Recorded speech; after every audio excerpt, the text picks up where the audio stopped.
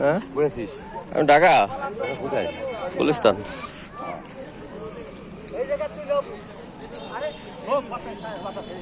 কোন সময় স্যার? আমি 10 মিনিট হয়ে গেছে। ওই বাড়ি ছিলাম।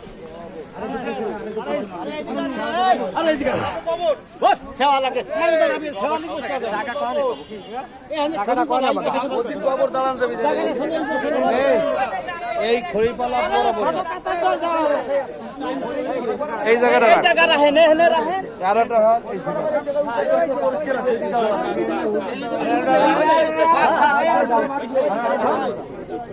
হ্যাঁ ঠিক আছে।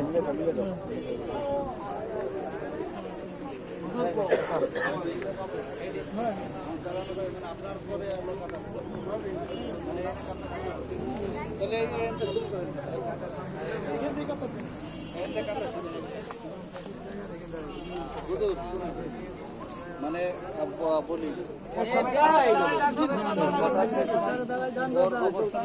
দেরি করে আনলাম, টাইমের ভিতরে শেষ করেন। দুই কথা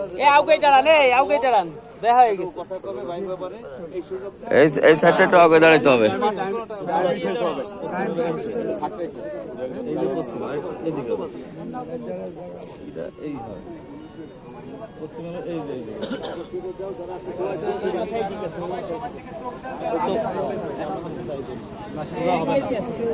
এই মাথায় না না মসজিদ ঠিক আছে, এই মাথায় এই পশ্চিমটা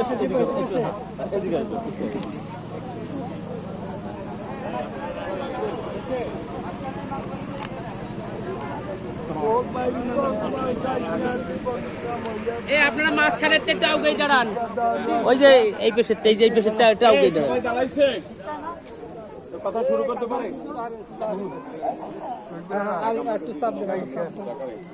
ওই মাথায় ওই দিকে যাবি, এই মাঝখানটা আপনি পেয়ে গেছে।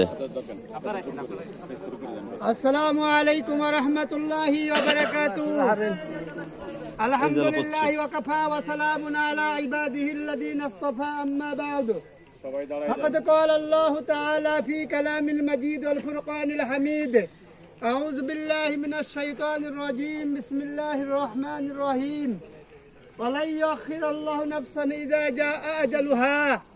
আল্লাহু খাবীরুম বিমা তা'মালুন। عن أبي هريرة رضي الله تعالى عنه قال قال رسول الله صلى الله عليه وسلم أكثروا ذكر هذه من لذات الموت الأخير।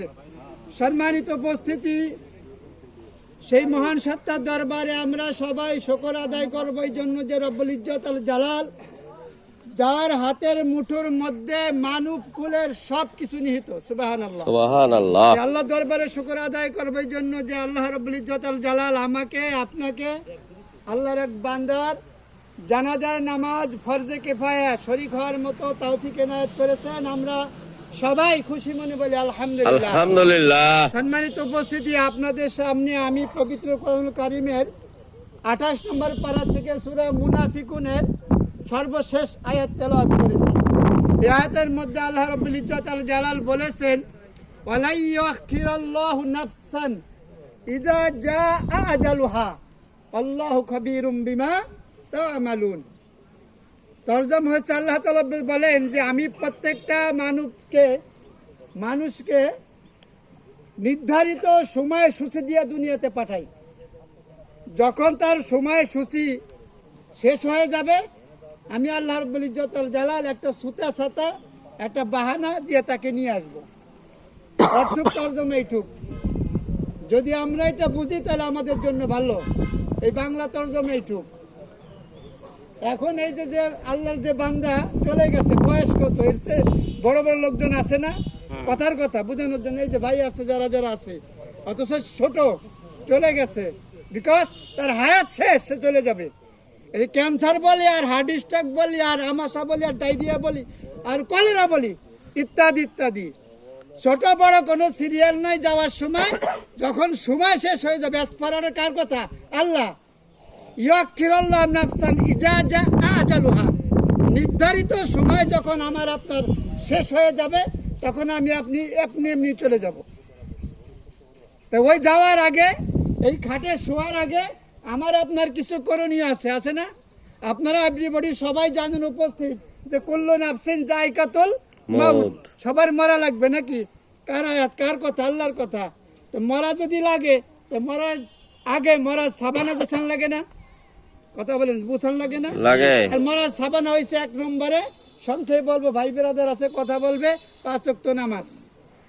5 ওয়াক্ত নামাজ যারা পড়বে, আল্লাহ এবং আল্লাহর রসুল কোরআন এবং হাদিসের মধ্যে আসছে, ওই ব্যক্তি মৃত্যু সজ্জায় কলেমা নসিব হবে।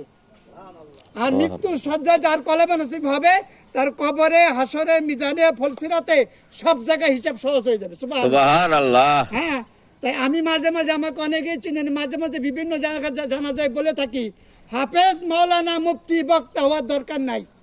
এরকম শর্ত দলিল কোরআন হাদিসে নাই।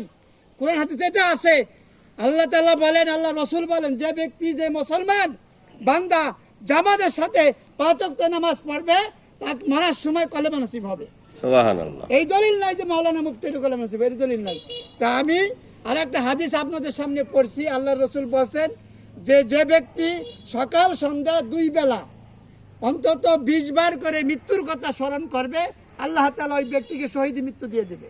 সুবহানাল্লাহ। দরখাস্ত আপনাদের কাছে, সবার কাছে, যে আমরা সবাই মৃত্যুর কথা স্মরণ করব, 5 ওয়াক্ত নামাজ পড়ব ইনশাআল্লাহ। তৌফিক দান করুক, আমিন। আসসালামু আলাইকুম ওয়া রাহমাতুল্লাহি ওয়া বারাকাতুহু। আসসালামু আলাইকুম ওয়া রাহমাতুল্লাহ।